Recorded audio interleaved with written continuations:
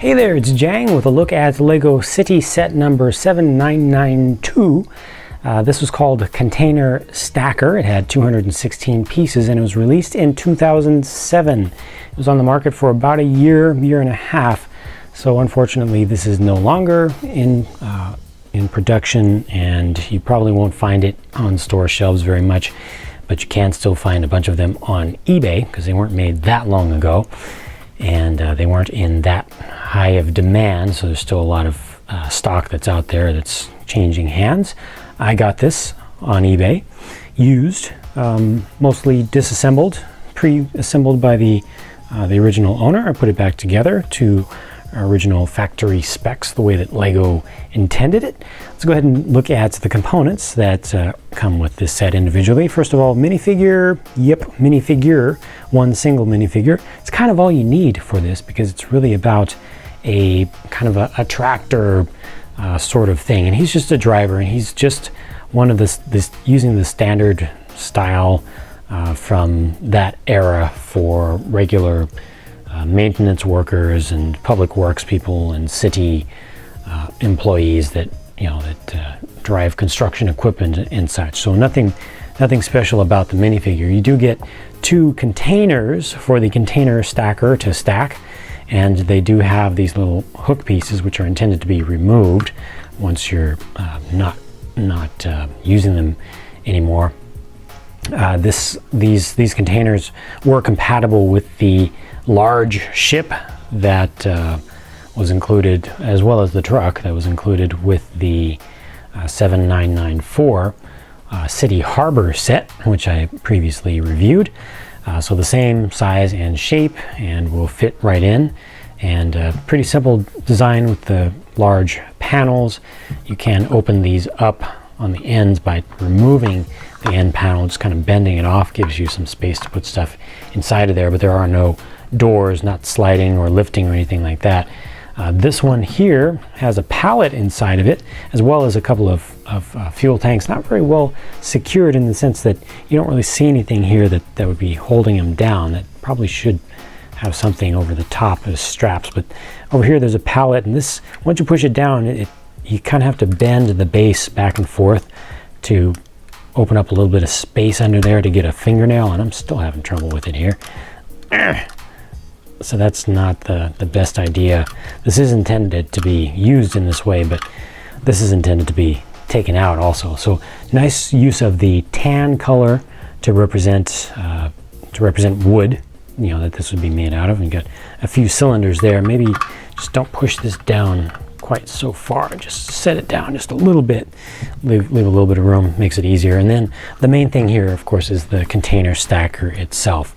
So this is the primary purpose of the set, and it's pretty well done, pretty well created in LEGO minifigure scale. They did have to use some Technic pieces to pull this off. Got these very strong, large hydraulic rams. This boom, there's a lot of friction in there, so it takes some force to push this down. You can see it pushes down almost to horizontal, almost, and then it can also stand up quite tall, up to the point where you would be holding a container. So let me go ahead and put a container on it, and you can see that you would be holding a container here, like so. It's almost over the front axles, and you've got doubled up wheels and tires. This is a real type of vehicle that exists in real life. It's used in some intermodal container transport yards. This boom can also extend. Oops, I just knocked off the tip of one of the exhaust stacks on this side. Let me put that back. This boom can extend out not that far, right to there. That's as far as it'll go before it falls out. But as you can see, still a pretty stable vehicle. So they did a good job with the weight and the proportions of it. I can even put a little bit more weight on this, and it's still holding it up. I wonder, I'm just curious about this.